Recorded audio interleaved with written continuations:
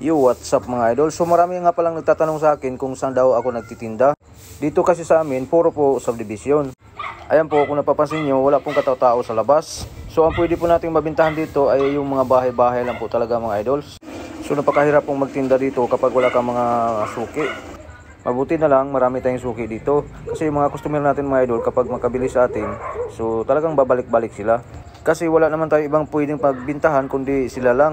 Hindi po katulad sa Manila tayo na napakarami pong tao doon mga idol na pwede nating mapagbintahan. Dahil magtambay lang tayo dyan sa gilid, so napakarami pong tao na dumadaan.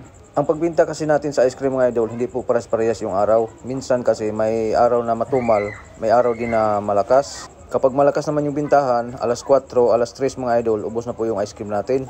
Pero kapag matumal naman, alas 5 mga idol, alas 6, so hindi pa naubos yung ice cream natin, so may matira talaga siya.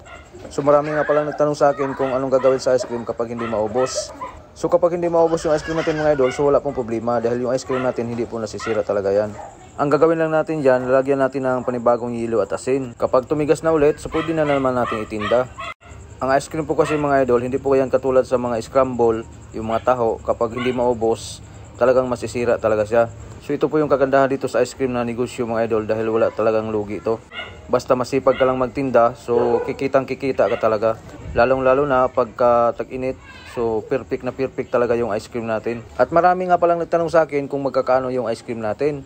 So ang bintahan natin sa ice cream mga idol, 10, 15, 20, 25 po. Kung napapansin nyo yung apa na yan, 25 po yan. So depende na sa atin kung mayroon tayong mas malaki pang lagayan, so nasa sa atin na po yun kung magkakaano ang binta natin. Kasi minsan kasi yung iba mga idol, na bibitin pa sila sa ganyang kalaking apa. So ang ginagawa nila, mangkok na lang yung dinadala nila o kaya basong malaki mga idol. Pwede 30, pwede 40, pwede 50. So depende na po yun sa bumibili kung magkakanong ipapalagay niya. Ganun po yung bintahan sa ice cream mga idol. Idol, so kakarating ko lang mga idol, galing nagtinda. So salamat sa mahal na Panginoon dahil naubos yung ice cream natin. So mamalingkin na naman tayo para gagawin natin para bukas. Marami nga palang nagtanong sa akin kung saan makakabili ng kasaba at yung Milk Boy. So dito tayo mga idol, samahan nyo ako. So pasok tayo dito sa loob. So napakadami pong mga binibinta dito na pang ice cream. Andito po lahat. Tulad ng asukal, klase-klaseng asukal po. Gusto nyo yung mga asukal na kulay itim, mayroon dito sila dyan. Mayroon palang nagtanong sa akin kung ang kasaba starch, kasaba flour ay isa lang ba. So magkaiba po sila pero parehas lang po yan na pwede natin gawing ice cream. Yung kasaba starch at kasaba flour. Yan po, kukuha lang tayo ng baso. Siyempre, pag may baso, may kutsara din. Yan, lapag lang natin yan dyan. Tapos bibilangin lang yan mamaya kung magkakaanong babayaran natin. Tapos, andito na naman tayo sa bilihan ng gata. So, ang gata pala nila dito mga idol ay kilo-kilo na. Ayan, kung napapansin nyo, so ganyan po yung proseso nila sa pagpiga mga idol. So, gagamit lang sila ng jack. So, ginawa talaga yan. Inimbento talaga nila yan para sa pagpiga nila sa nyog. Sa ganyang proseso sa pagpiga, hindi na tayo gagamit ng tubig dyan.